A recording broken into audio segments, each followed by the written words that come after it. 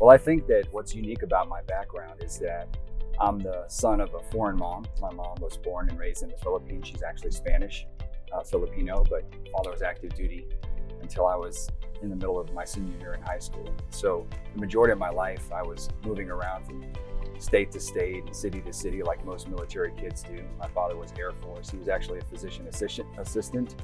And as a physician assistant, that kind of introduced me to medicine at an early age. I was 4 years old when I started thinking I'd want to become a doctor, looking at my father.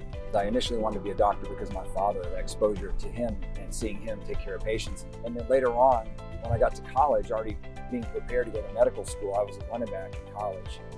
And so what ended up happening was that in my first year of college, I had to have my ACL ligament reconstructed. So when I had my ACL reconstructed, it gave me a whole new perspective on medicine. It showed me that when you have an injury that could be career ending, that surgical intervention can actually totally revamp your ability to return to sports and athletics and function. So I immediately became interested in orthopedics.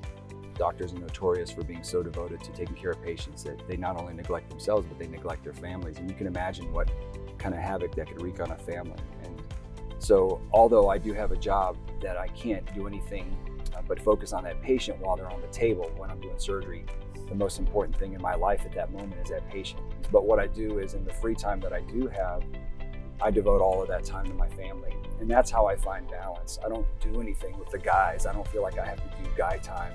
I don't need personal time. I don't come home and need an hour away from everybody. I really don't need any time away from my family. I seek that time. I enjoy that time.